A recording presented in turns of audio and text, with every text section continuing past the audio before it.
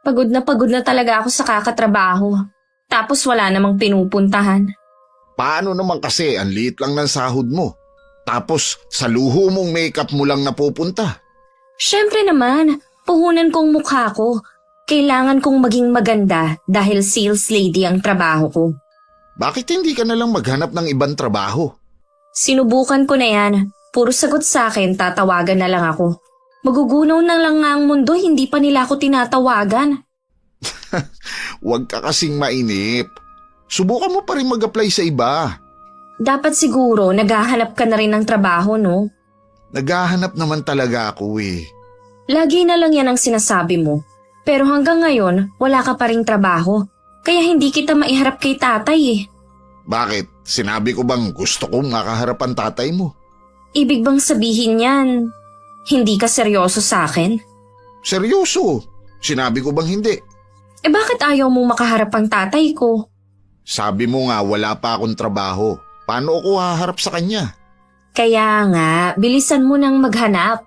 Oo na, nagpapatulong na rin ako sa mga tropa. Asahan ko yan ah. Gusto ko na rin kasing magsama na tayo. Pero kailangan may trabaho ka para walang masabi si Itay at ang mga kapatid ko. Pwede naman kasi tayong magsama. May trabaho ko naman. Ayoko nga no, hindi ko pinangarap na mag-asawa tapos akong bubuhay. Joke lang naman ang sinabi ko. Di ka na mabiro. Halika nga dito.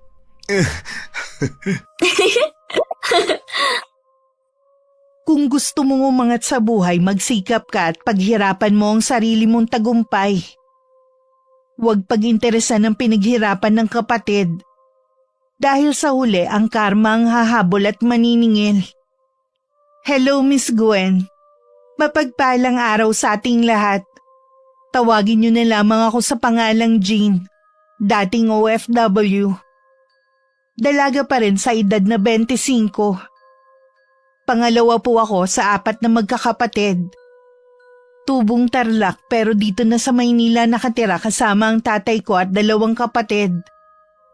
Maaga po kami naulila sa ina kaya kami ng ate ko ang tumayong nanay sa mga nakababata naming kapatid noon. Ang ibabahagi ko po ay ang kwento namin ng kapatid ko at ng pamilya namin. Tay, nandito na po ako. Oh, maaga ka yata ngayon. Hindi natuloy kita nasundo sa may labasan. Maaga po talaga akong pinauwi ni Auntie Remy ngayon. May lakad po kasi siya at bukas pa ng gabi ang balik niya. Ganun ba? Ready sa Lunes ka na babalik sa bahay niya? Ganun na nga po.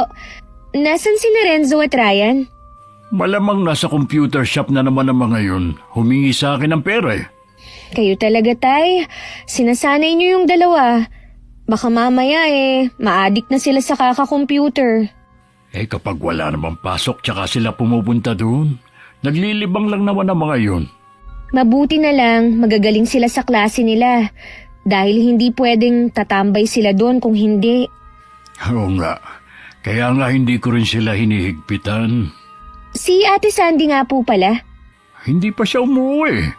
Dapat kasi hindi na lang umupa ng kwarto si Ate Sandy. Malapit lang naman ang trabaho niya Kaya ng uwian. Gusto daw niya kasing matutong mamuhay na mag-isa. Nagbibigay po ba siya ng panggastos dito? Paminsan-minsan kapag nakakaalala siyang magbigay. Parang nagtrabaho lang siya para mabili niya ang mga luho na pinapangarap niya. Hayaan mo na. Hindi naman niya obligasyon ng tumulong sa akin mabuti nga may trabaho pa rin ako. Basta ako, Tay. Kayo ang prioridad ko. Kaya ako nagtatrabaho para matulungan kayo ng mga kapatid ko. Talaga ba magtrabaho na lang ang gusto mong gawin? Ayaw mo nang bumalik sa pag-aaral? Ayoko na pong bumalik sa pag-aaral, Tay. Mas masaya na ako na kumita ng pera.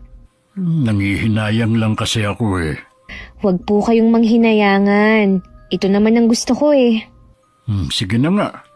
Kung saan ka masay, susuportahan na lang kita. Kayong magkakapatid. Salamat, Tay. Hindi ako kasing talino ni Ate Sandy nung nag-aaral pa kami. Madalas akong kulelat noon sa klase. 20 anyos na ako nung makatapos ako ng grade 12. Dahil nga 2 beses akong bumalik sa junior high school. Kaya nung makatapos ako, mas pinili ko na lang na magtrabaho. Kahit mahina ang ulo ko, wala namang tatalo sa diskarte ko pagdating sa pagkita ng pera. Jean! Uy, ate! Kahapon pa ako rito. Ganun ba? Kailan nang balik mo kina Auntie Remy? Bukas pa naman ang hapon. Tagal din ang day off mo Buti pinayagan ka. Wala kasi siya sa bahay eh. Bukas pa ng hapon ang balik. Kaya. Jean, may extra ka ba dyan? Ekstrang pera ba? Oo, hihiram sana ako sa'yo. Pasensya na ate Hinati-hati ko na kay tatay at sa 2 nating kapatid eh. Ganon ba? Sayang pala, dapat kahapon pa ako umuwi dito. May trabaho ka naman Hindi ka na naman nagbibigay dito. Bakit kinukulang ka pa? Nagbibigay naman ako dito Tsaka alam mo naman na maliit lang ang sahod ko at may binabayaran akong kwarto, no? Ikaw naman kasi ate. Bakit ka pa umupa? Malapit lang naman ang bahay natin sa mall na pinapasukan mo. Gusto ko kasing matuto sa buhay Masama ba yun? Hindi naman. Kaya lang lagi ka na lang gipit. Tapos, hindi ka pa nakakatulong dito sa bahay. Anong hindi ka dyan? Nagbibigay nga ako kay tatay. Paminsan-minsan lang naman. Madalas ikaw pa ang humihingi sa kanya ng pere. Magpasalamat nga sila na nakakapag-abot ako kahit papaano sa kanila. Kung tutuusin naman, hindi natin sila obligasyon. Ang may ganyang katwiran, madalas walang malasakit at pagmamahal sa pamilya. Os talaga? Sino may sabi, ikaw? Isa na ako dun. Kasi mahal ko ang pamilya ko. Drama naman. Alam mo, wala akong pakialam kung madrama ako sa paningin mo. Pero sinasabi ko lang ang nararamdaman ko. Oo na. Ganito lang kami ni Ate Sandy magbangayan pero maya-maya lang bati na kami. Pagkatapos nga ng 1 oras, nagtatawanan na naman kaming 2. Naiiling na lang siya na dumiretso na sa kusina namin. Maya-maya sumunod naman ako sa kanya dahil may dala siyang ulam. Siguradong isda yun na lilinisin. Ako na lang po ang maglilinis niyan, tay. Pahinga na muna kayo. Salamat, Iha. Dapat nga ikaw ang nagpapahinga Hindi yung hanggang dito sa bahay nagtatrabaho ka pa rin. Ayos lang po, tay. Masaya naman ako sa ginagawa ko Siya nga pala, wala ka bang balak na maghanap ng ibang trabaho?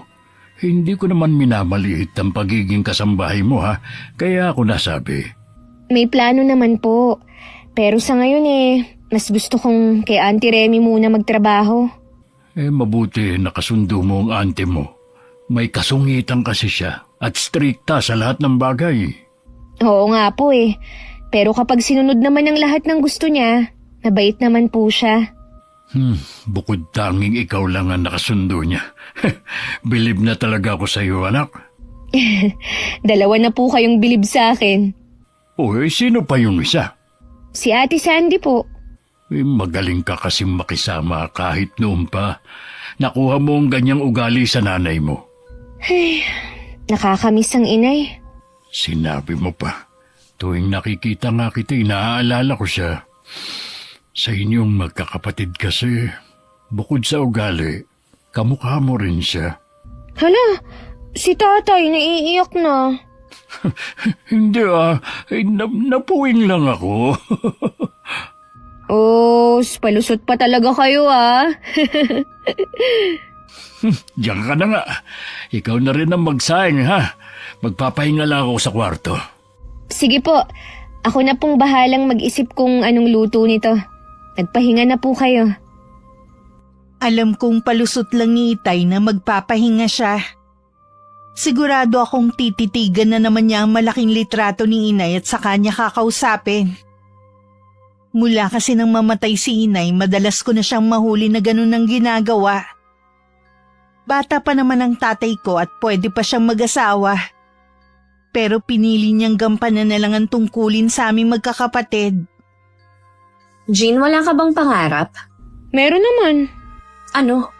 Pangarap ko na makapagtrabaho sa ibang bansa. Wala ka namang tinapos, di DH lang ang bagsak mo. Alam ko naman yun. Ibig sabihin balak mo ngang mag-DH? Oo, basta makapagtrabaho sa ibang bansa.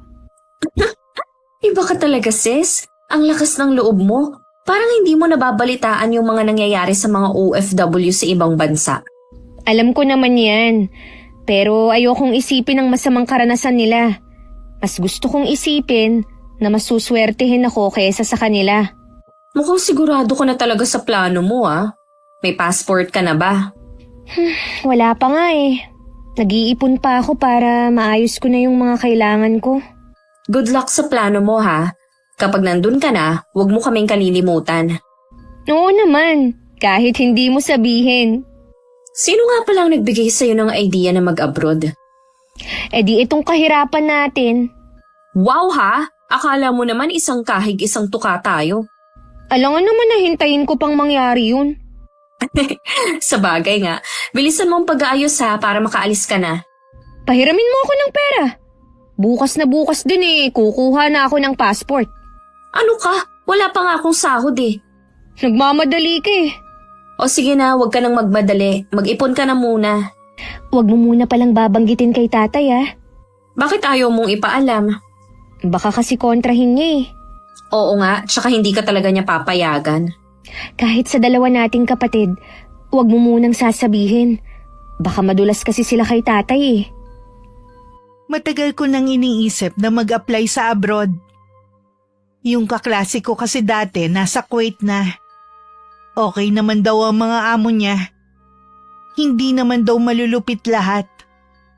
Lalo tuloy akong ginanahan sa pag-iipon. Hanggat maaari kasi gusto kong sariling pera ang gagastusin ko para kung sakaling makaalis man ako, wala akong maiiwang utang. Balak ng kapatid mong pumunta sa abroad? Ang lakas naman ng loob niya. Oo nga bilib nga ako sa kapatid kong yun. May agency na ba siya? Hindi ko alam.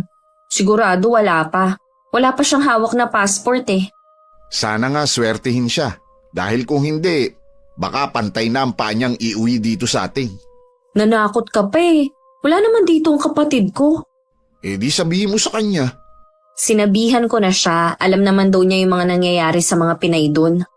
Sa bagay, sa Middle East lang naman ang delikado Saan bang bansa siya pupunta? Saan pa ba? Wala naman siyang tinapos Ay nako, dapat lahat na santo tawagin na niya para makahanap siya ng mabait na amo.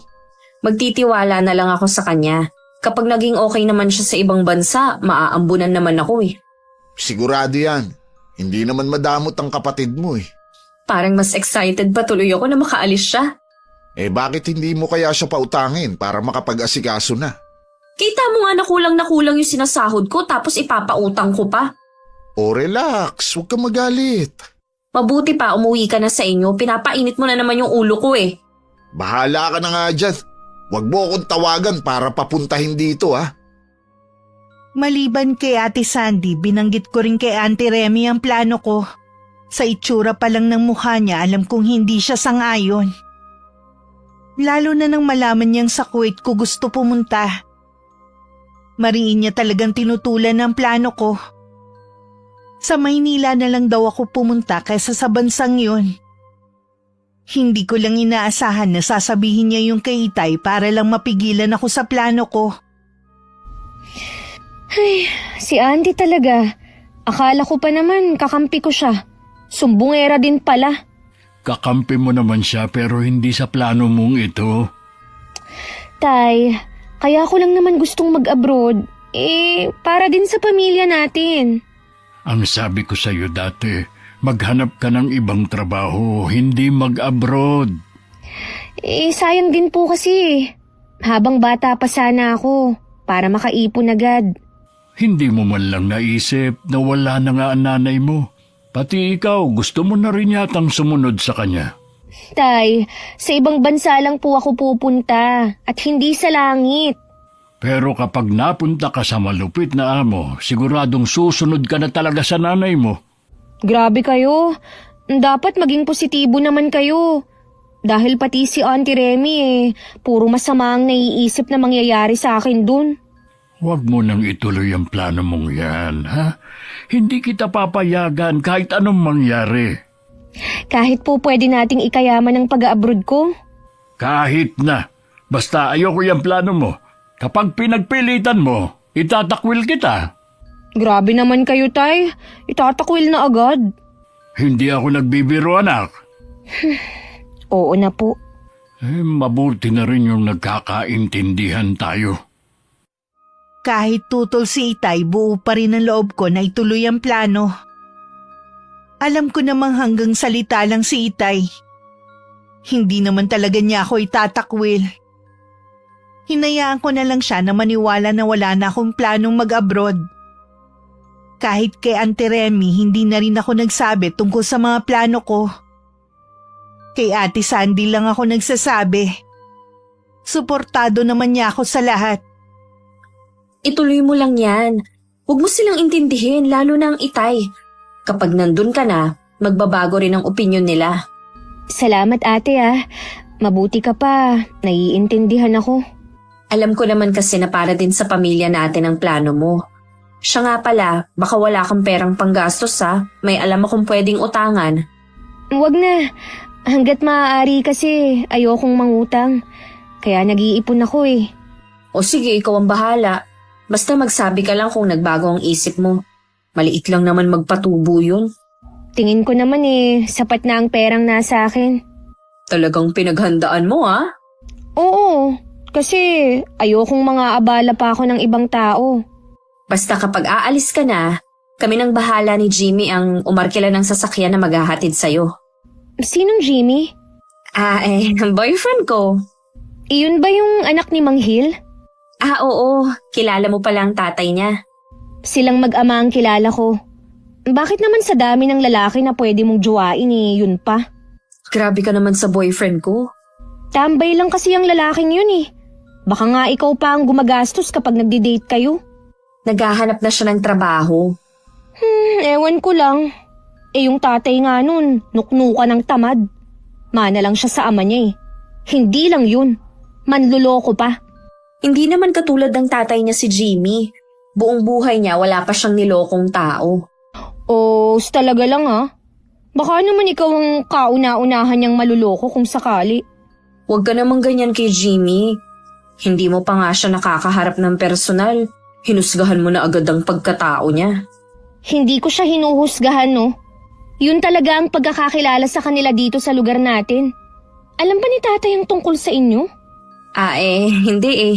Hindi naman nagtatanong ang tatay kung may boyfriend ba ako eh.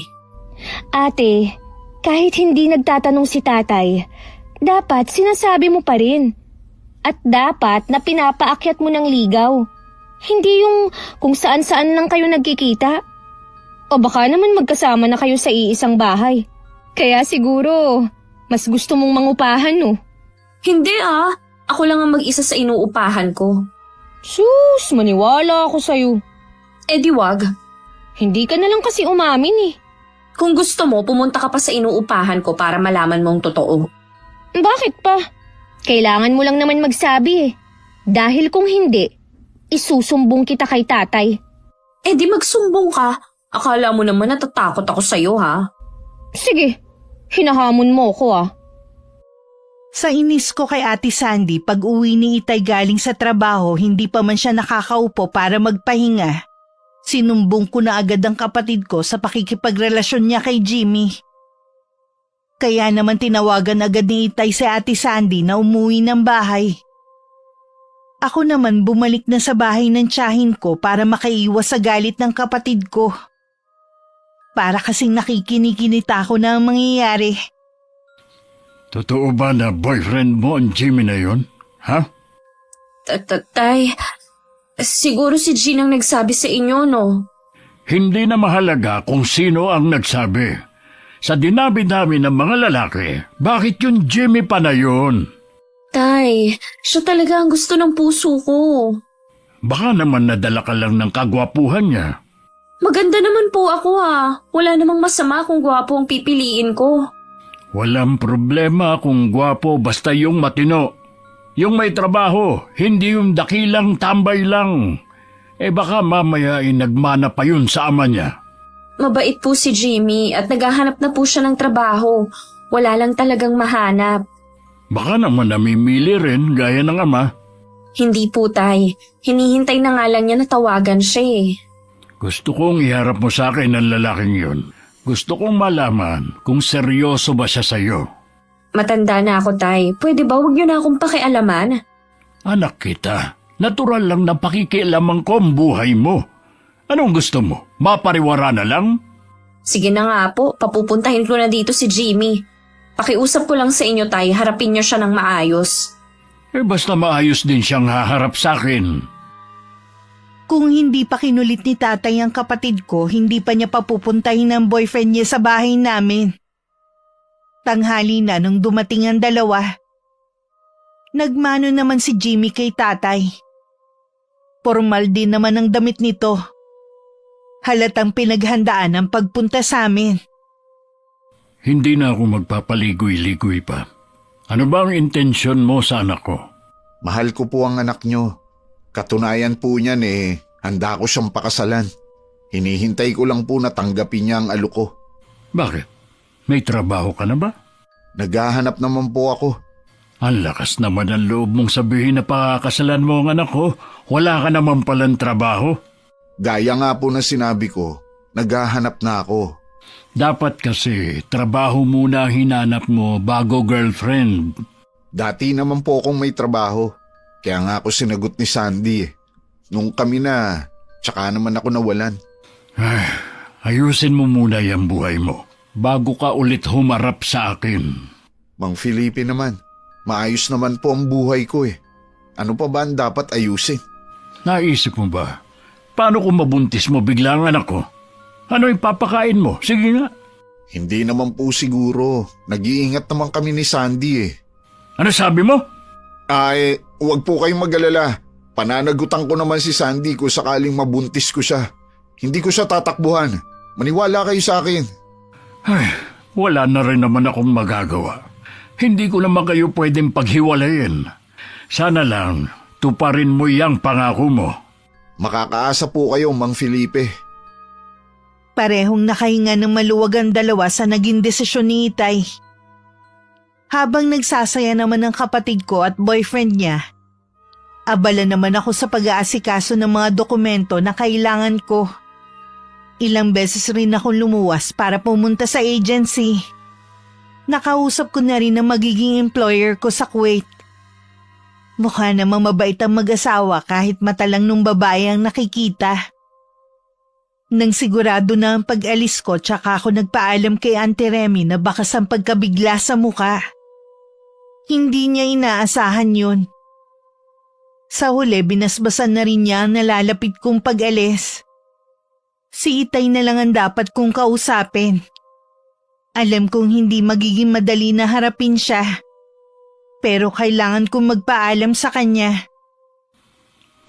Paalis ka na sa isang linggo? Opo, Itay. Akala ko ba nagkaintindihan na tayo na hindi ka aalis? Oo nga, Tay. Kaya lang po, sayang kasi yung oportunidad eh. 3 taon lang naman ang kontrata ko eh. Akala mo yata ganun lang ang 3 taon. Napakatagal noon, anak. Kaya naman handa akong magtiis. Alang-alang sa pamilya natin. Gusto ko po kasi na mabigyan kayo ng magandang buhay. Baka ginagawa mo ito para sa sarili mo. Kontento kami ng mga kapatid mo kung anong meron. Ikaw ang hindi makontento. Tay naman. Oy, sige, umalis ka. Mula ngayon, wala na akong pakialam pa sa'yo. Hindi mo na rin naman ako pinakikinggan eh. Nakikiusap naman po ako sa inyo. Intindihin niyo naman po ako. Lagi ko naman kayong iniintinding magkakapatid. Ang gusto ko lang naman, sama-sama tayo. Mahirap ba namang hingin yun sa inyo, ha? Magkakasama nga po tayo. Pero mahirap naman ang sitwasyon natin. Hindi naman masama kung mangangarap ako, di ba? Pwede ka naman mangarap na kasama kami. Ang pag-a-abroad po ang tutupad sa mga pangarap ko. Mukhang buo na talaga ang desisyon mo. Bahala ka na. Tay, ayoko pong umalis na may sama kayo ng loob sa akin. Sa tingin mo, mabilis lang mawawala ang sama ng loob ko sa ginawa mo, ha? Alam ko po na hindi ganun kadali. Pero ayoko pong umalis na mabigat ang dibdib ko. Galit pa rin ako sa ginawa mo. Pero babasbasan pa rin kita para maging ligtas ang biyahe mo. Dahil galit si Itay, hindi niya ako pinayagan na sa bahay muna mamalagi. Habang hinihintay ang araw ng pag-alis ko. Nagpaalam na rin ako sa dalawa kong kapatid kaya bumalik na ako sa bahay ng tiyahin ko. Doon na rin ako dinalaw ni Ate Sandy para makapagpaalam sa akin. Ikaw na ang bahala kay na tatay at sa dalawa nating kapatid ha, ate. Huwag kang mag-alala, akong bahala sa kanila. Hindi ko sila pababayaan. Sa'yo ko na rin ipapadala ang pera na para sa kanila. Kahit ano kasing pilit ko, ayaw ni Itay na siya ang tatanggap ng perang ipapadala ko eh. Oo naman. Siya nga pala, kung gusto mo kapag nakakaipon ka na, kumuha tayo ng hulugan na lupa dito sa atin o kahit anong investment. Para pagbalik mo, meron kang naipundar. Paano yun maipapangalan sa akin? Wala naman ako dito. May tiwala ka naman siguro sa akin. Sa akin na lang muna ipapangalan tapos pagbalik mo, tsaka ako ililipat sa pangalan mo. Ang dali lang nun. Oo nga ate. Yun naman ang rason kung bakit ako mangingibang bansa. Kung dito lang kasi ako, malabong makapagpundar ako. Samantalahin mo habang mura pa ang mga lupa dito sa lugar natin. Sige ate, sa'yo ko na ipapaubaya ang lahat ah. Magpapadala na lang ako sa'yo ng pera. Dumating ang araw ng pag-alis ko. Hindi na rin ako nagpahatid kay Ate Sandy. Baka kasi hindi ko kayanin. Mas gusto ko sana buong pamilya ko ang maghahatid sa akin pero hanggang ngayon galit pa rin sa akin si Itay. Nag-chat na lang ako sa kanya pero wala man lang sagot. Baon ng pag-asa na matutupad ko na rin ang pangarap ko, lumipad ako sa bansang Kuwait para magtrabaho bilang kasambahay. Tay! Tay! Nandito ako sa may likod. Bakit ba kung makasigaw ka parang may sunog sa kapitbahay? Kasi po tay, nagpadala na po si Jean ng pera. Ganun ba? Bakit parang hindi kayo masaya? Hindi ako interesado sa pera. Ang gusto kong malaman kung kumusta na ang kapatid mo doon. Nakakakain ba siya ng maayos? Mabait ba mga amo niya? Hindi ba siya minamaltrato? Isa-isa lang po ang tanong. Hindi ko naman kasi masasagot ng sabay-sabay yan eh. Di isa-isahin mo ang sagot. Bilisan mo na. Okay naman po si Jean doon. Mabait na istrikta daw po ang mag-asawa na walang anak. All around po ang trabaho niya at may 4 na aso siyang inaalagaan. 2 maliit at 2 malaki. Hindi daw siya masyadong nakakagamit ng cellphone dahil bawal po. Bakit kaya ayaw siyang pagamitin ng cellphone?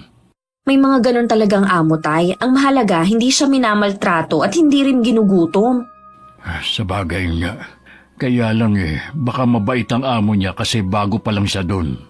Huwag na kayong nega tay. Basta maayos ang lagay ni Jean doon. Huwag na po kayong mag-alala. Kunin niyo na tong pera na padala niya. Bakit maliit yata ito? Akwan po kasi nag-iipon daw siya dahil balak niyang bumili ng lupa dito sa atin. Talaga? Akala ko po ba tay hindi kayo interesado sa pera? Hindi nga. Nagtataka lang naman ako Kaya sa susunod, tanggapin niyo na lang ang perang pinapadala ni Jean. Huwag na kayo mag-inarte pa. Oo na. Sabi naman niya, tayo ang dahilan kung bakit niya naisipang mag-abroad. 3 buwan na ako sa Kuwait nang makipag-usap na sa akin si Itay. Sobrang saya ko noon dahil sa wakas bati na kami ng tatay ko.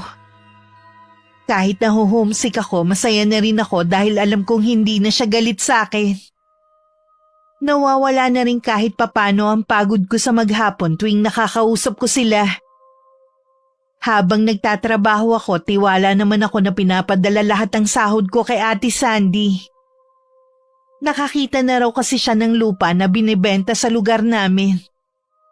Lalo tuloy akong sinisipag sa pagtatrabaho dahil sa mga plano namin. Ang swerte mo sa nabili mong lupa. Pwede mo dyan tayuan ng bilyaran o kahit anong gusto mong ipatayong negosyo. Itatanong ko muna kay Jean kung anong gusto niyang gawin sa lupang to. Hindi naman kasi sa akin to kaya hindi ako pwedeng magdesisyon. Di ba sa'yo nakapangalan yan? Sa akin nga, pero hindi ko perang ipinambili ko. O ikaw pa rin ang legal na nagmamay-ari nito dahil nakapangalan sa'yo. Kung ako, hindi ko na ito ibibigay sa kapatid mo. Huwag mo nga akong turuan na maging sakim ha. Ay, tinuturuan lang kita maging praktikal. Saan banda ang pagiging praktikal doon, Aber? Pag nanakaw ang gusto mo eh. Hindi Isipin mo na lang.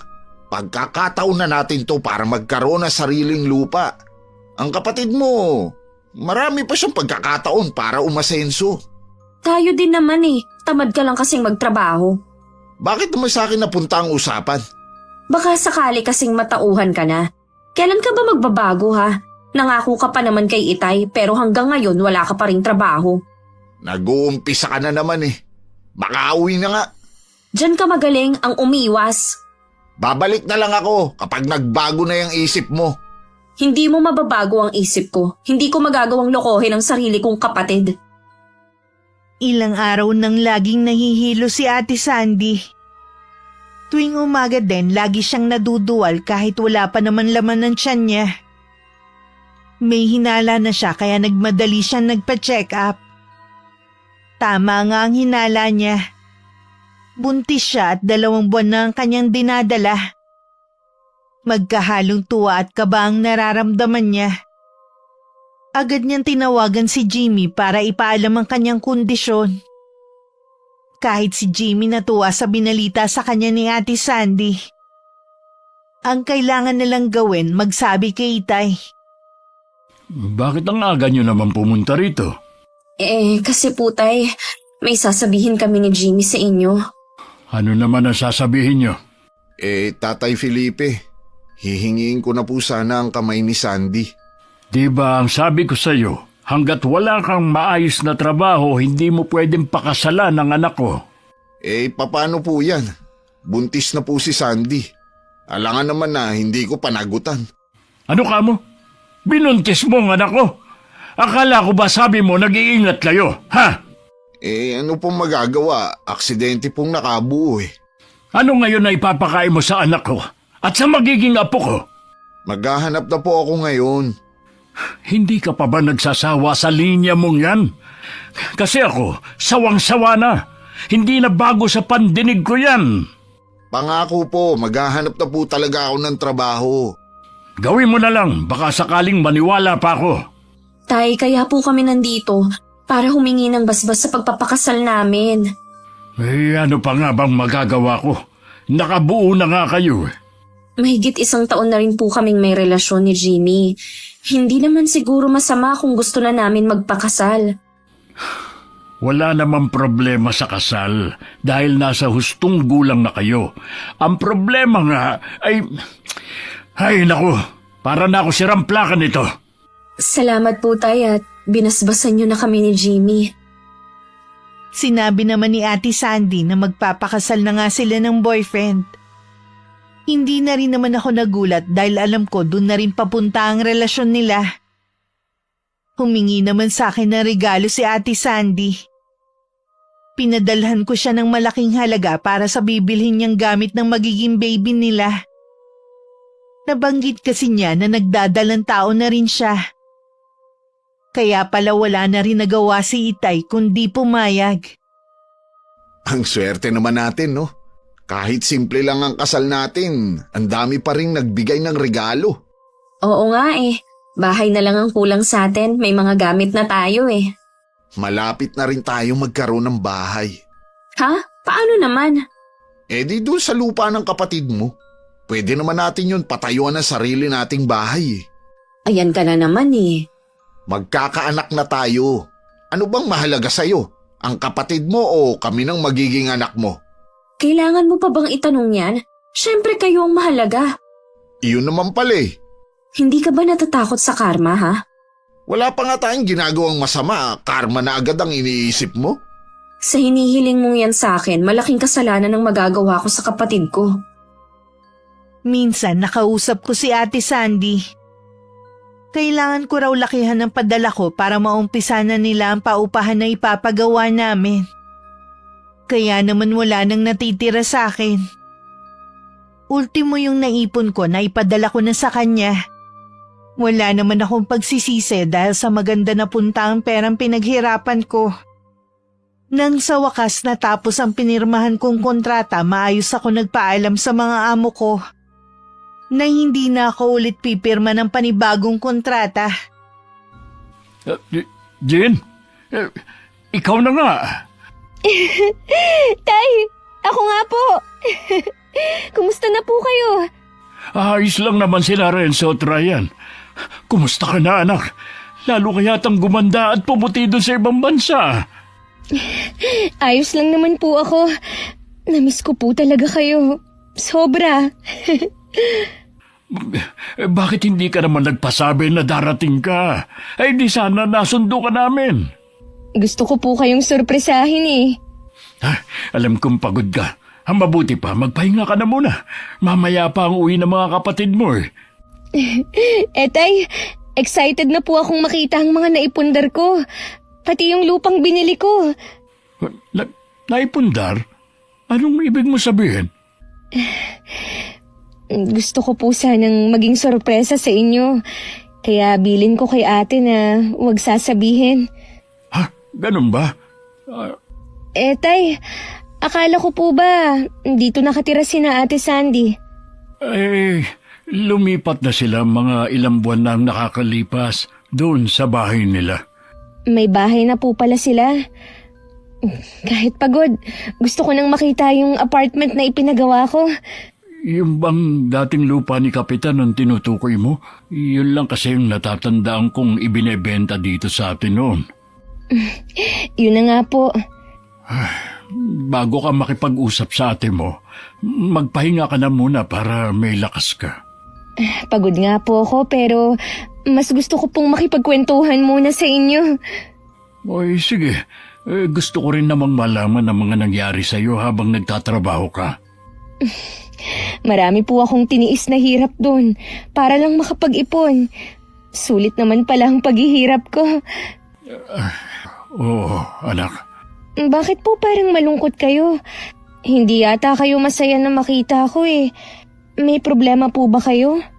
Ay, kasi meron kaming pinagtalunan ng ate mo. Ho? May ginawa po bang masama si Ate Sandy? Akala ko pa naman matino na siya, lalo na't may pamilya na siya. Nahawa na siya doon sa asawa niya. Ano po ba ang ginawa nila na ikinagalit niyo? Anak, ang ate mo, ginawa ko naman lahat para mapigilan siya. Sila ng asawa niya, pero mas nangibabaw ang kasamaan nila. Tay, ano po ba ang ginawa nila? Sabihin niyo na po. Alam ko na pinapadala mo lahat ng pera mo sa kanya. Oo nga po. Dahil plano namin na bumili pa ng mga lupa dito sa atin. Maganda po ang plano namin. Para po yun sa atin. Huwag ka nang umasa sa ate mo. Wala na siyang balak ibigay ang para sa'yo. Ano po? Hindi totoo yung sinasabi niyo. Hindi po ako lolokohin ni ate. Kung may labang ka, gawin mo para lang makuha ang para sa'yo. Susuportahan kita. Hindi yun magagawa ni ate. Nalukuhin ako. Kung alam lang niya ang hirap at pagtitiis na ginawa ko. May mga gusto kong bilhin para sa sarili ko. Pero hindi ko ginawa. Dahil gusto ko, buong maipadala ko sa kanya. Patawarin mo ko, anak. Kung hindi ko napigilan ang ate mo sa masama niyang plano. Noon nagpapagawa na sila ng bahay, doon ko lang din nalaman ang lahat. Hindi po ba paupahan ang ginawa nila? Hindi. Nagpagawa sila ng bahay. At alam ko meron silang babuyan na tatay ni Jimmy ang nangangasiwa. Hindi nila pwedeng angkinin ang pinaghirapan ko. Babawiin ko ang pag-aari ko. Hindi ko nga alam kung bakit naging ganun ang ugali ng ate mo. Kahit pagod sa mahabang biyahe, nung ako munang puntahan si Ate Sandy bago ako magpahinga. Sana lang nagkakamali si Itay. Pagdating, isang maliit na bahay ang nakatayo pero maganda ang yari. Meron din tindahan sa harapan ng bahay. Magdo-doorbell na sana ako nang lumabas si Jimmy. Nung una hindi niya ako agad namukhaan. Nang makilala, biglang nanlaki ang mga mata niya. Oh, bakit para kang nakakita ng multo dyan? Kailan ka pa dumating? Ngayon lang. May nakarating kasi sa akin na balita, kaya dito agad ako nagpunta.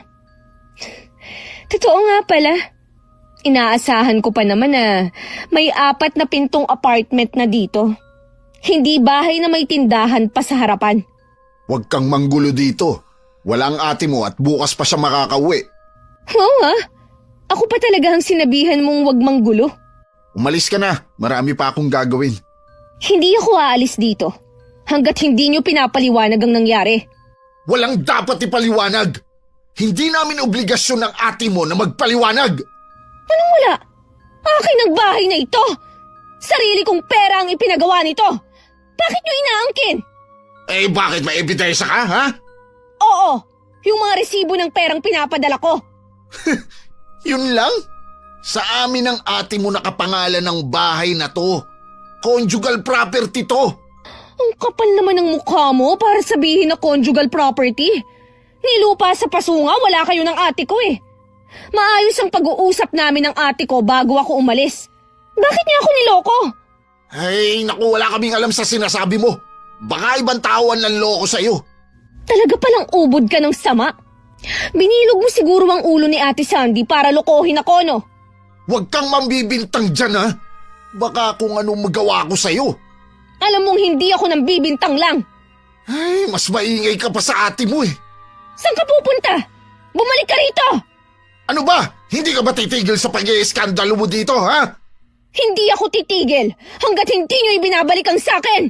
Kakasuhan ko kayo! Bahala ka sa gusto mong gawin. Wala akong pakialam. Naiyak na lang ako nang maiwan ako sa labas ng gate. Bigong umuwi ako sa amin. Awang-awa naman sa akin si Itay habang umiiyak ako sa sama ng loob. Nang mga oras na yun, kalmado lang naman si Jimmy. Habang takot na takot si Ate Sandy nang malamang nakauwi na ako. Ito na nga bang sinasabi ko kapag umuwi siya. Anong gagawin natin? Huwag kang matakot. Wala naman siyang katibayan na kanya to kahit maghabol pa siya. Anong wala ka dyan? Paano mo ipapaliwanag ang pinapadala niyang pera? Wala naman siya sinabi na para yun sa pagbili ng bahay na to.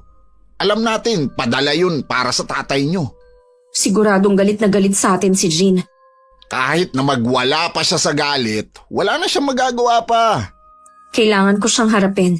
Hindi habang buhay mapagtataguan natin siya. Ay, bahala ka. Basta panindigan mo ang naging plano natin, ha? Oo naman. Ayoko na ulit bumalik sa pagtatrabaho. Tapos napakaliit ng sahod. Iyon naman pala eh. Hayaan mong magmukhang tanga yung kapatid mo. Wala naman nakakaalam na may ganun kayong usapan eh. Nagbibihis ako sa kwarto ko ng mga oras na yun dahil balak ko na naman puntahan si Ate Sandy. Kinatok ako na nakababata kong kapatid at sinabing nasa sala ang ate namin. Dali-dali akong lumabas para harapin siya. Nakatayo at nakatalikod siya sa gawi ko. Habang palapit ako, pinasadahan ko siya ng tingin. Halata sa pananamit nito at straight na buhok na hindi na siya katulad ng dati. Nang humarap siya kahit dito lang naman sa amin, todo makeup siya. Para talagang pinamumukha niya ang estado niya sa buhay. Sis! Buti naman nakauwi ka na. Huwag kang makalapit-lapit sa akin. Hindi ko kailangan ng yakap at beso-beso mo. Ang sungit mo naman, ang tagal mo ngang nawala eh. Ipaliwanag mo nga kung anong nangyari sa mga plano natin. Anong plano? Huwag ka nang magmaang-maangan pa. Alam mo ang tinutukoy ko. Hindi ko nga alam ang sinasabi mo. Sige, itanggi mo. Lahat gagawin ko para bawiin sa'yo ang mga kinuha mo. Wala ka namang ibinibigay sa akin eh. Anong babawiin mo? Pwede ba, Sandy? Huwag mo lang pahirapan ang kapatid mo. Ibalik mo na lahat ng kinuha mo sa kanya. Wala po akong kinukuha sa kanya. Kusa niya yung binigay sa akin. Yun na nga dahil akala niya mapupunta sa mabuti. Malay ba naman ng kapatid mo na aangkinin mo pala? Wala namang ebidensya si Jean na kanya yung bahay na naipundar namin. Sa akin yung nakapangalan. Kaya ako sa'yo ipinangalan dahil alam mong hindi ako makakapirma. Usapan natin na ililipat mo rin sa pangalan ko oras na umuwi ako. Kung ako sa'yo, Jean, mag-abroad ka na lang ulit. Mag-ipon ka ulit. Bata ka pa naman. Nakikiusap ako sa'yo, ate. Ibalik mo na sa akin ang pinaghirapan ko. Akin yun. Hindi ko na ibabalik yon kahit maglupasay ka pa. Kung kinakailangang magsampa ako ng reklamo, gagawin ko. Para mabawi ko lang ang akin. Gawin mo kung anong gusto mo. Ito lang ang tandaan mo. Gagastos ka lang ng malaki. Ikaw lang naman ang maaabala. Anong klase kang kapatid, Ate Sandy? Ganyan ba talaga ang ugali mo? O nahawa ka na sa asawa mo? Huwag mo na nga madamay-damay ang asawa ko. Wala naman siyang kinalaman dito eh. Anong wala? Siya nga ang dahilan kaya nagawa mo akong lokohin. Maawa ka naman sa kapatid mo, Sandy. Para matapos na to, ibalik mo na ang kinuha mo sa kanya. Huwag kang makinig sa asawa mo. Hindi, Tay. Sa pagkakataong to, sarili ko naman ang iisipin ko at kapakanan ng pamilya ko. Lagi nyo na lang iniisip ang babaeng to.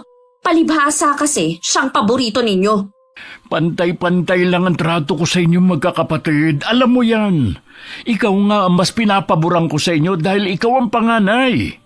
Oo nga, sa amin ni Jean akong pinagtapos nyo. Naibigay nyo lahat ng kailangan ko pero ramdam ko na si Jean pa rin ang mahalaga sa inyo. Walang ibang magaling at mabait na anak sa inyo kundi siya. Ikaw lang ang nag-iisip niyan. Ni minsan nga hindi kita inubligan na tumulong sa amin ng mga kapatid mo.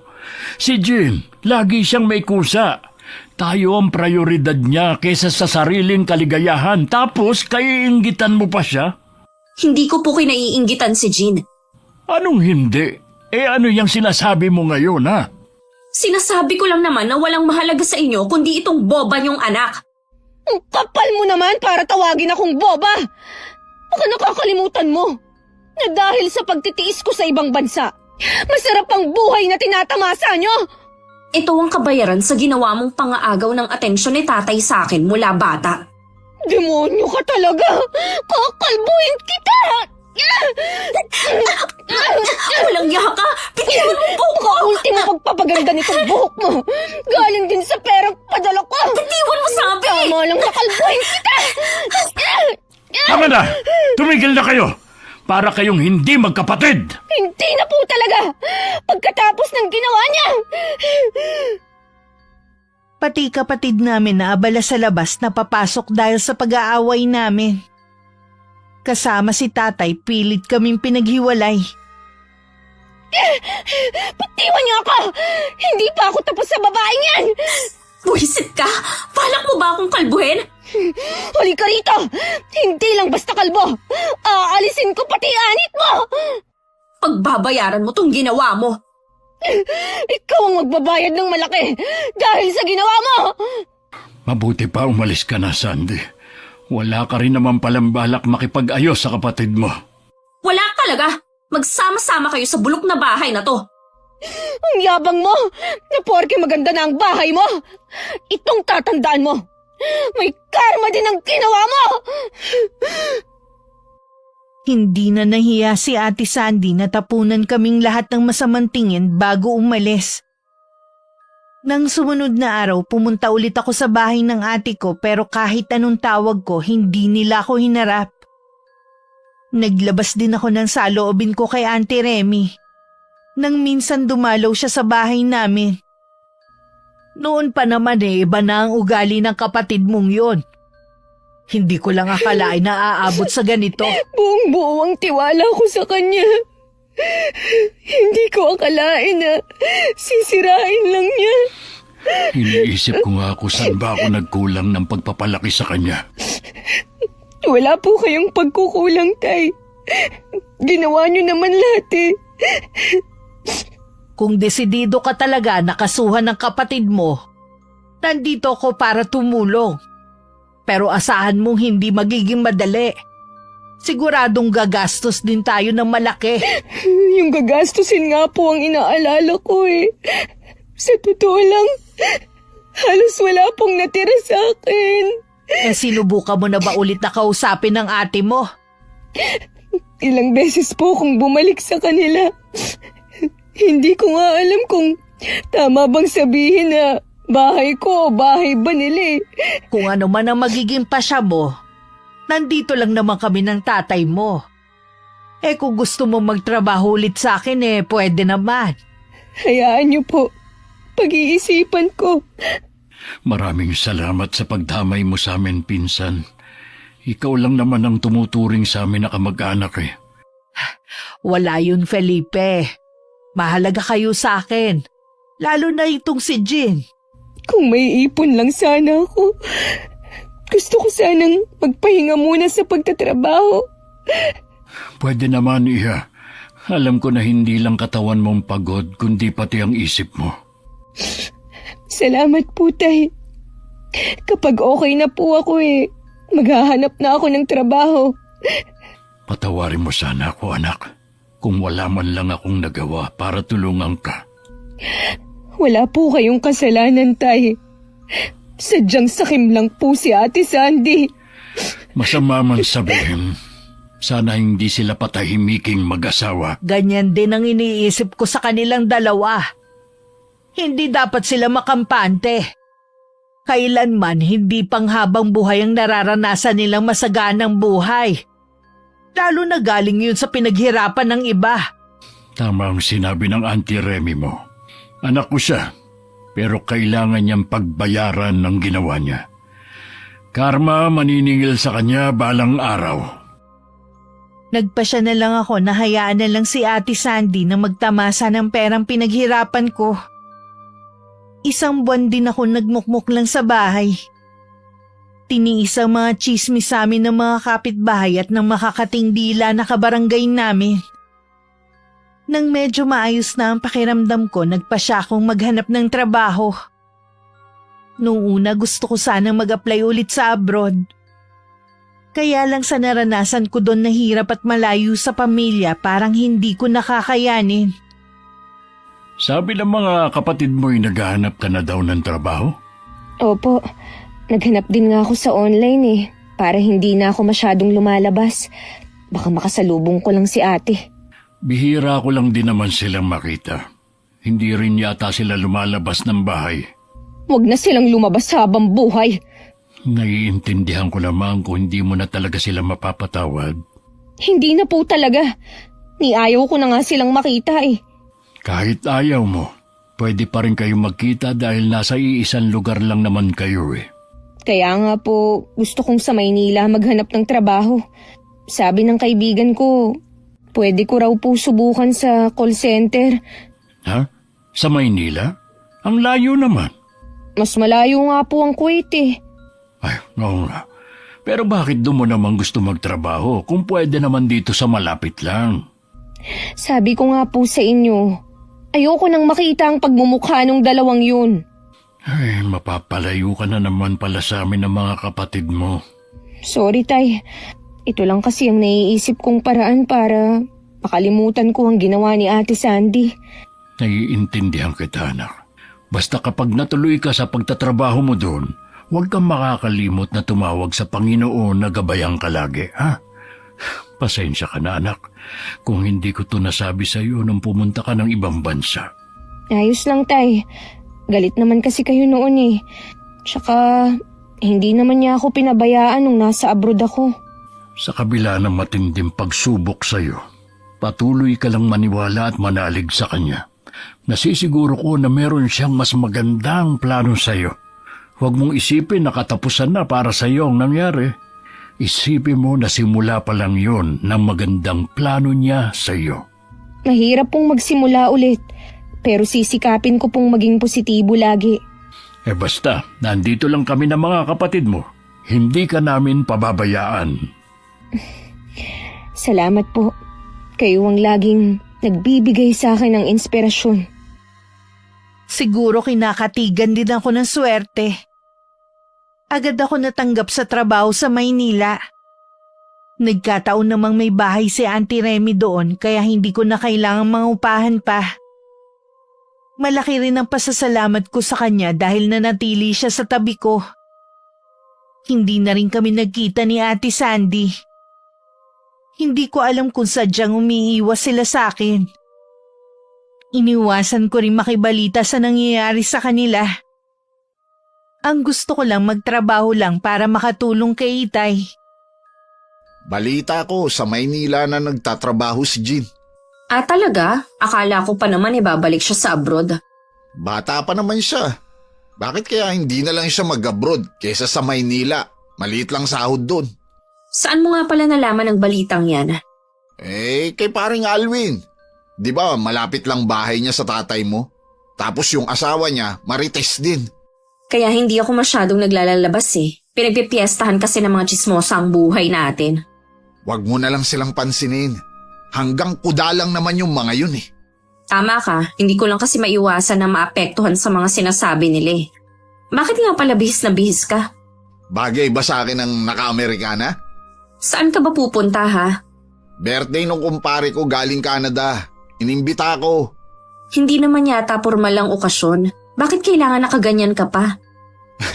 Gusto ko lang naman magpasikat eh. Napakainit dito sa atin.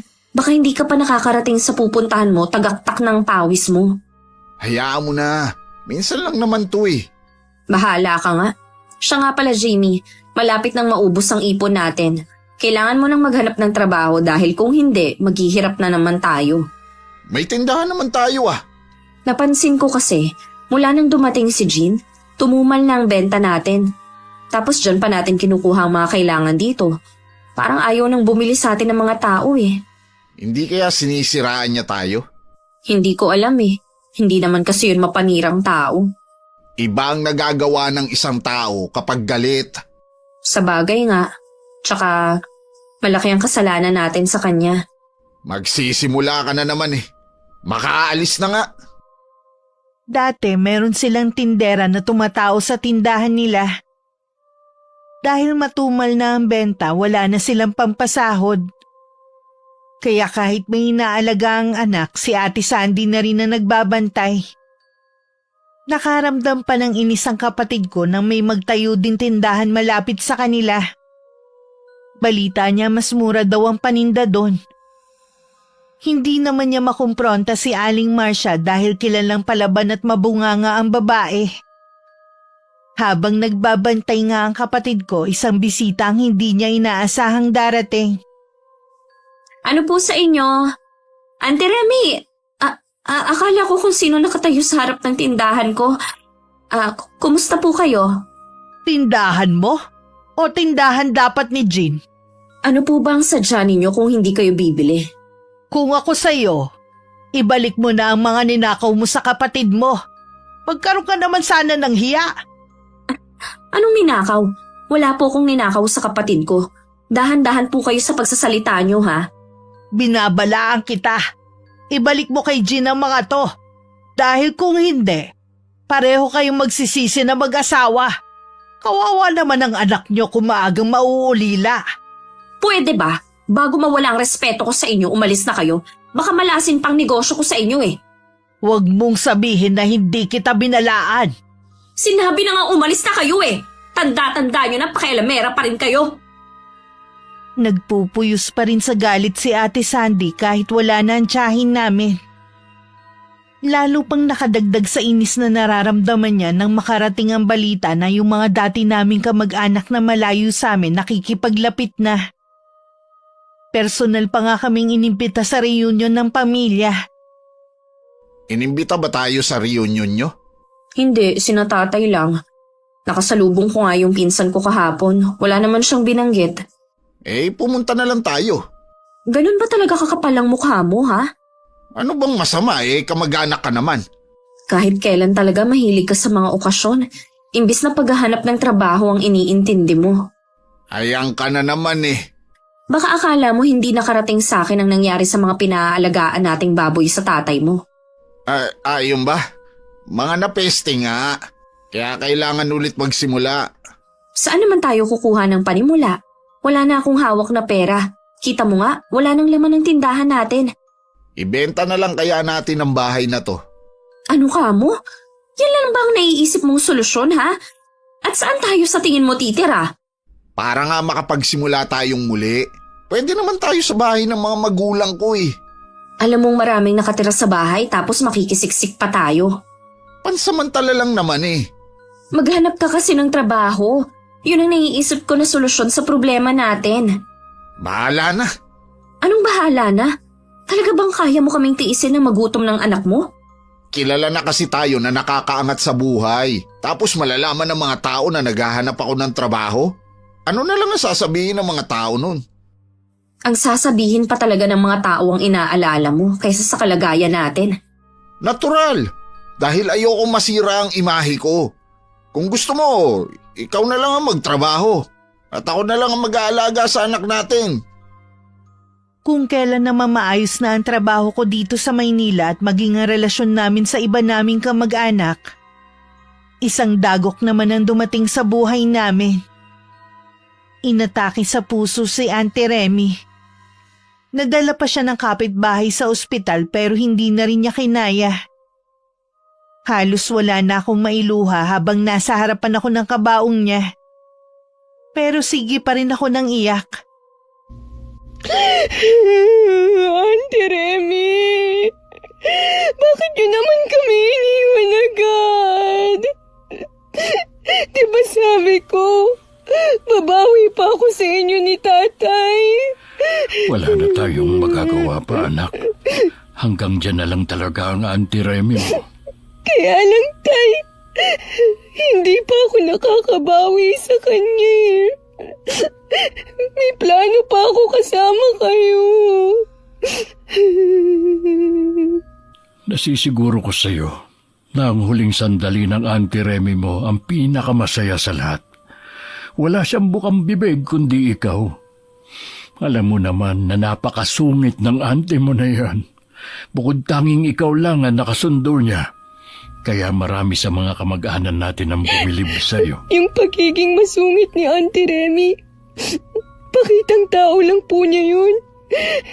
Dahil sa ilang beses siyang naloko at nasaktan noon. Pero nung kami ang magkasama, wala na kaming ginawa kundi magtawanan. Para kaming magbarkada noon. Hindi ako tatagal sa pagtatrabaho sa kanya kung hindi siya mabait. Kinailangan ko lang talagang mag-abroad noon dahil sa pangarap ko. Isipin na lang natin na masaya na siya kung nasaan man siya naroroon. Tapos na ang paghihirap niya dito sa lupa. Yun na nga lang po ang iniisip ko eh. Pero masakit pa rin po na hindi na natin siya makakasama. Ganon talaga. Lahat tayo may hangganan sa mundong ito. Kaya tama lang ang ginawa mo na bigyan ng importansya ang auntie mo bago siya pumanaw. Auntie, namimiss ko kayo. Yung tawanan natin. Yung kunwari na nagagalit kayo pero sobrang bait nyo. Sayang, iilan lang ang nakakaalam sa totoo niyong ugali. Kahit alam naman namin ni Itay na alam ni ate ang nangyari kay Auntie Remy, ni minsan hindi siya nagpakita sa burol. Hinayaan na lang namin siya. Mas makakabuti rin siguro na hindi na lang sila pumunta. Pagkatapos nga ng 5 araw, hinatid na namin sa huling hantungan si Auntie Remy. Kahit ang panahon nakikiramay sa amin dahil nung umalis kami sa bahay, mainit naman. Nang malapit na kami sa sementeryo, tsaka naman bumuhos ang ulan. Kahit tumuwi kaming basa, hindi ko maramdaman ang lamig. Tanging pagluluksa lang ang nararamdaman ko. Inilibing na pala ang tiyahin mo kanina. Talagang natiis ka nilang hindi sabihan, ha? Hindi naman ako malapit sa tiyahin kong yon. Kaya okay lang naman na hindi ako pumunta. Halos lahat ng kamag-anak nyo nandun. Ikaw lang ang wala. Pwede ba? Huwag na nga natin pag-usapan yan. Ang dami ko na nga iniisip, yan pa talagang pinagkakaabalahan mo. Bakit ba mainit na naman ang ulo mo? Araw-araw naman mainit ang ulo ko dahil sa'yo. Ano na naman ba ang ginawa ko? Nagtanong ka pa talaga. Kaya tayo minamalas eh. Dahil wala ka nang ginawa kundi sumimangot. Kaya tayo minamalas dahil inutil ka. Inutil pala ha? Hayop ka talaga? Diyan ka lang magaling, ang manakit. Ulitin mo pa sinabi mo. Pamamagain ko sa sampalyang mukha mo. Wala ka nang silbi, nananakit ka pa. Una pa lang, alam mo nang ganito na ako. Kaya wala kang magagawa kundi magtiis. Demonyo ka, hindi ka pa mawala. Hindi ka ba talaga titigil, ha? Ah! Ano nangyayari sa'yo? Biglang sumakit ang dibdib ko. Parang may kung anong tumutusok. Okay ka na ba ngayon? Medyo nawawala na. Namumutla ka pa rin hanggang ngayon eh. Mabuti pa sa kwarto na muna ako. Hindi ka na ba pupunta sa tatay mo? Bukas na lang siguro. Hindi talaga maganda ang pakiramdam ko eh. O sige, magpahinga ka na lang muna. Bahala na akong dumiskarte kung saan ako makakahiram ng pera. Hindi lang maamin ni Ate Sandy na baka yun na ang umpisa ng karma nila. Ilang taon din nilang pinakinabangan ng perang hindi naman sa kanila at ngayon nga naniningil na. Biglang sumagi sa isip niya ang huling pag-uusap nila ng tiyahin namin. Sa isang iglap parang gusto na lang niyang ibalik ang nakaraan. Kung hinahabol ng kamalasan si Ate Sandy, swerte naman ang dumating sa akin. Totoo po ba, Tay? Sa akin iniwan ni Auntie Remy ang ari-arian niya. Oo, anak. Nagulat nga rin ako eh. Kasi wala namang anak yung tiyahin mo. Bukod tanging ikaw lang naman ang malapit sa kanya.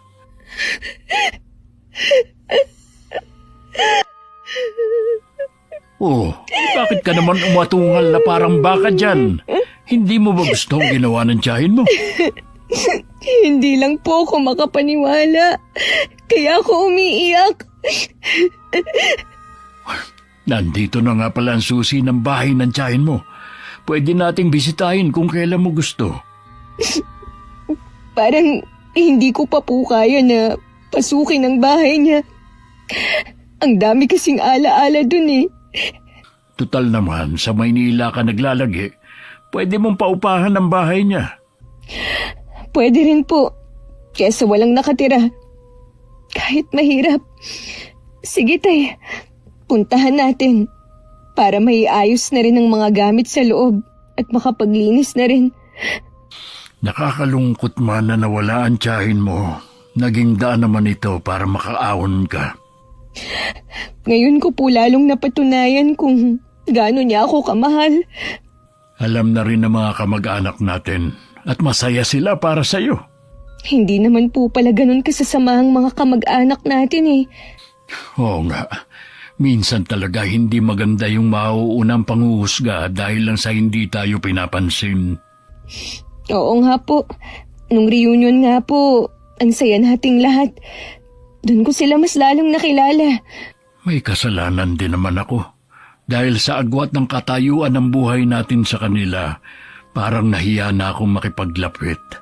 Pero pagkatapos ng reunion, lagi na kami nagbabatian ng mga pinsan ko. Ganon din po ako. Biglang nawala ang ilangan. Oh, paano? Bukas na tayo pumunta sa bahay ng tiyahin mo. Magpahinga ka na muna.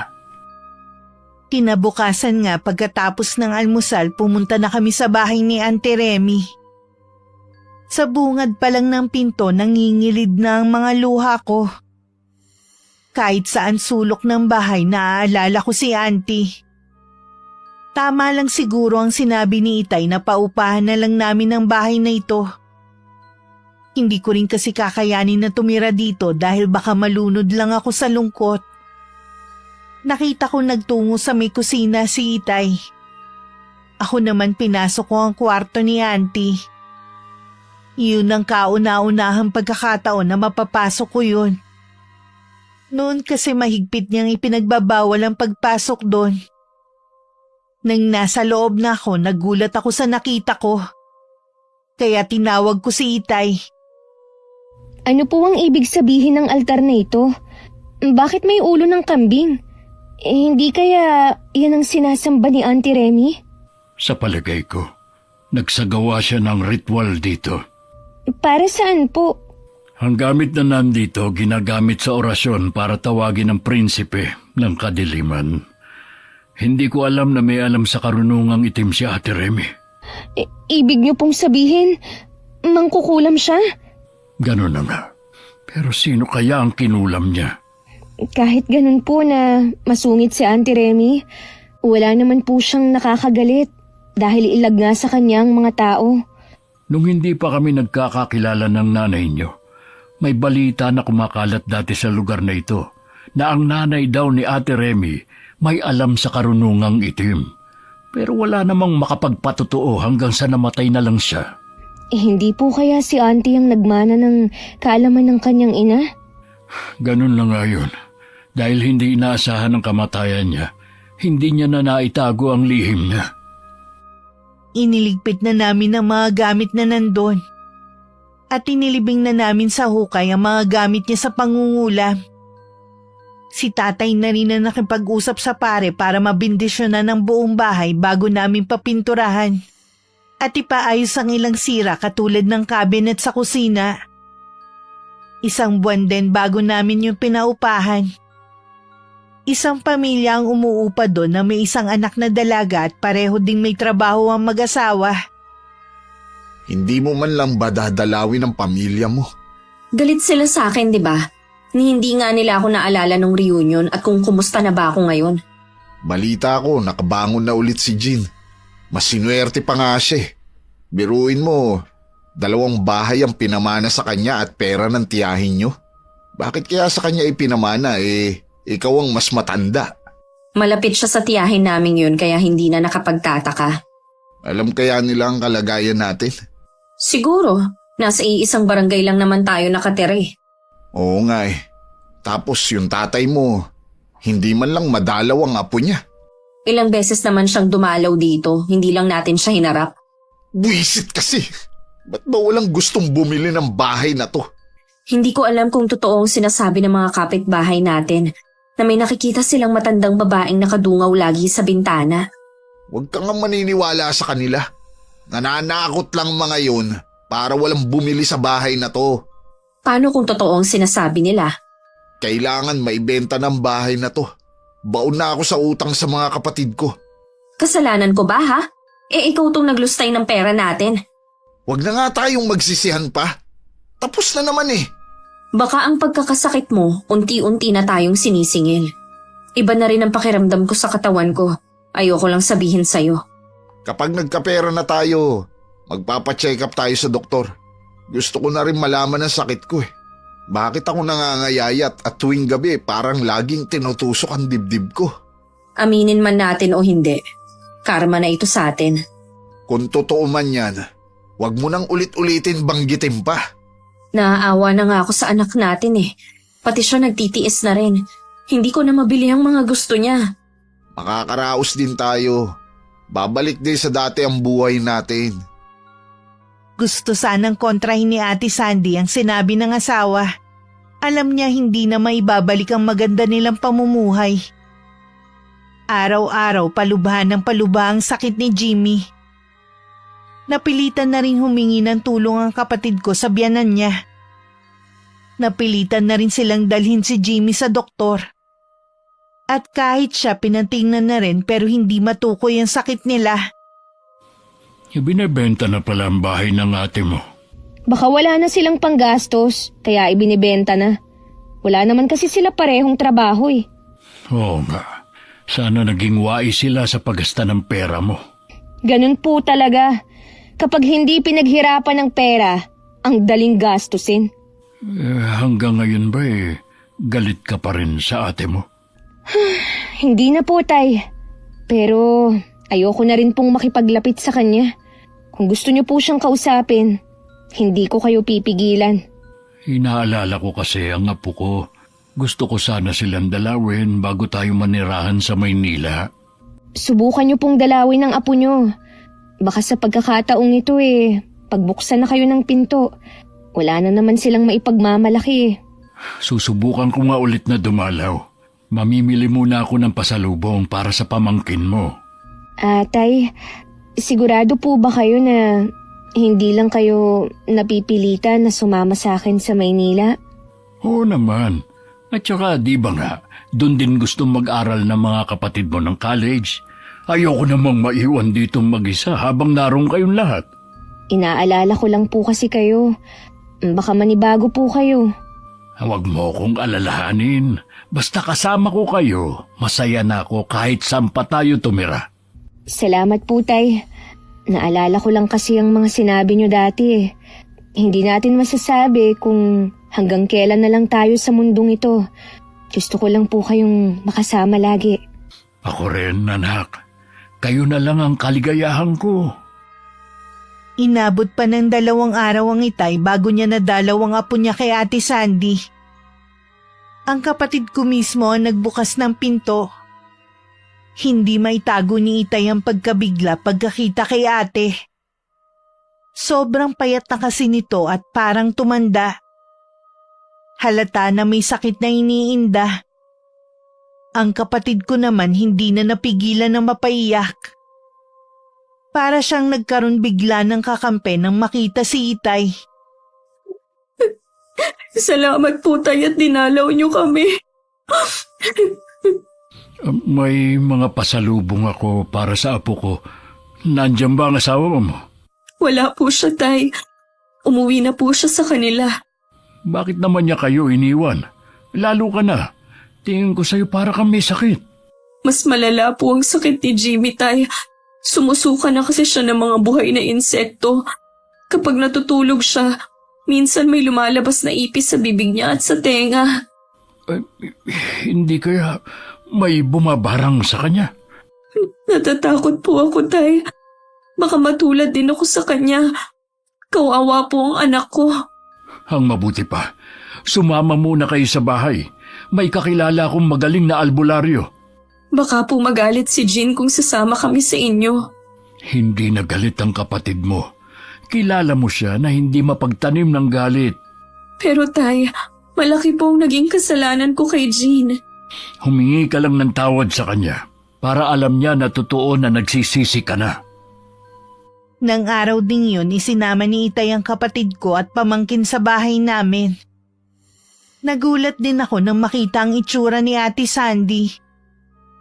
Kahit may konti pa akong hinanakit sa kanya para yung yelong natunaw. At napalitan ng awa. Susunduin ko lang sa kabilang barangay si Katonyo. Yung albularyo po? Oh, may palagay kasi ako na kinukulam ang ate mo. Kaya ba ganyan ang itsura mo ngayon? Oo, nakapagpa-check up na nga rin ako eh. Hindi makita ng doktor ang sakit ko. Mas malala nga kay Jimmy dahil sumusuka na siya ng buhay ng mga insekto. Sino ang gumawa niyan sa inyo? Hindi ko alam eh. Wala naman kaming kilala na mangkukulam. Wala rin kaming kagalit. Iisang tao lang naman ang nagbanta sa amin. Yun ay si Auntie Remy. Matindi ang galit niya sa amin dahil sa ginawa namin sa'yo. Patay na si Auntie Remy. Huwag mo na sana siyang idamay pa. Hindi ko naman siya dinadamay. Sinasabi ko lang na siyang nagbanta sa akin noon. Kapag dumating ang albularyo, malalaman na rin natin ang totoo mong sakit. Jean, sana hindi pa huli para humingi ako ng tawad sa'yo sa mga nagawa ko. Pinagsisisihan ko ng lahat. Karma na sa aming mag-asawa ang nangyayari. Pinatawad na kita sa mga nagawa mo. Pera lang naman yung nawala eh. Pero hindi ko alam kung maibabalik pa ang tiwala ko. Naiintindihan ko naman kung hindi na babalik ang tiwala mo. Nagpapasalamat pa rin ako dahil pinatawad mo pa rin ako. Magpahinga ka na muna. Ako na ang bahala sa anak mo.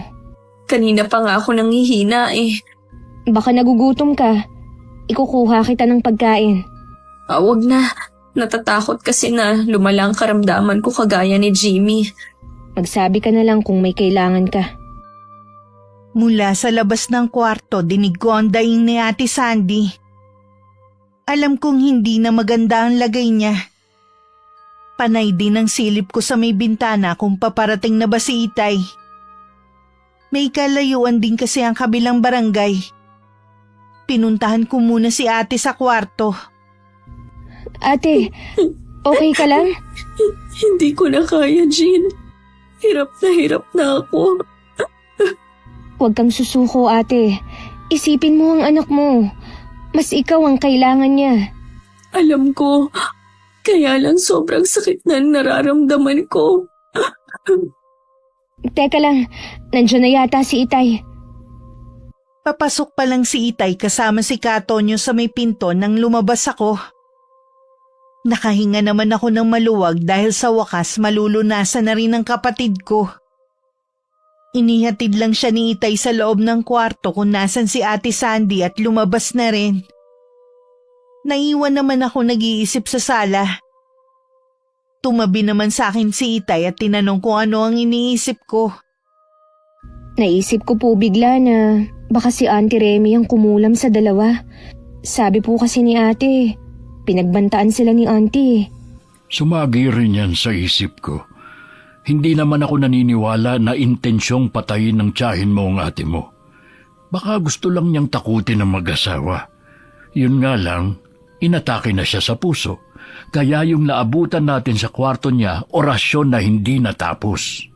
Nangako pa naman ako na wala akong pagsasabihan sa sikreto ni Auntie Remy. Hindi na natin kailangan na sabihin sa kanya. Ang importante, gumaling siya alang-alang sa anak niya. Hindi siya maaring maulila pareho sa magulang. Ano pong ibig niyong sabihin? Wala na si Jimmy. Nakasalubong ko kaninang kapatid niya. Pumanaw ng araw yon. Hindi na kinaya ang sakit na nararamdaman. Kawawa naman po ang pamangkin ko. Pinagbayaran niya ang kanyang ginawa sa malupit na paraan. Kung nasan man sana si Auntie Remy, patawarin na niya si ate. Bali wala ang yaman na ipinamana niya kung mawawala ang kapatid ko. Magtiwala lang tayo kay Katonyo. Alam ko na mapapagaling niya ang kapatid mo. Panay ang usal ko ng dasal para sa kaligtasan ng kapatid ko. Muli ko napatunayan na mabisa talaga ang dasal. Makalipas kasi ang 2 oras, lumabas na ang albularyo na si Katonyo at sinabing magaling na si ate. Makahulugan pang ngiti ang ibinigay niya kay Itay.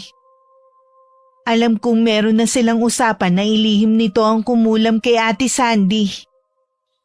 Akala ko talaga katapusan ko na. Sa kauna-unahang pagkakataon, tumawag ako sa kanya. Hindi niya ako binigo. Lagi kang tatawag sa kanya. May kailangan ka man o wala.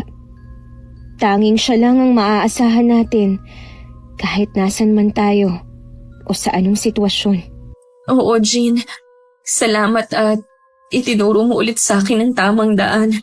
Huwag ka na sanang maliligaw ulit, Ate Sandy. Si tatay ang nagsabi sa kanya sa kung ano nangyari kay Jimmy. Nakakaawa ang iyak ni ate. Pero alam kong mas pinatatag na siya ng pangyayari at dahil sa anak nila. Matulin na lumipas ang 3 buwan. Tumanggi ang kapatid ko na sumama sa amin sa Maynila. Mas gusto daw niyang manatili sa probinsya namin at matutong haraping mag-isa ang buhay. Para makapagtrabaho, kumuha siya ng magbabantay sa anak niya. Sa bahay namin siya nakatira at yung bahay na ipinagawa nila binenta niya. Saka ibinigay sa akin ng pera kahit anong tanggi ko. Itinabi ko na lang yun para kung may emergency sa pamilya may magagamit kami. Huwag pag-interesan ng hindi mo pinaghirapan. Dahil sa huli siguradong may karmang maniningil. Katulad sa nangyari sa kapatid ko. Sa umpisa lang sila naging masaya at marangya ang buhay. Sa huli, puro sakit at pighati ang naranasan nilang mag-asawa. Kaya bago gumawa ng masama sa kapatid o ibang tao, pag-isipan muna ito ng maraming beses. Salamat sa pagpili ng aking storya, Miss Gwen. Naway kapulutan ito ng aral ng inyong mga taga-subaybay. Wakas.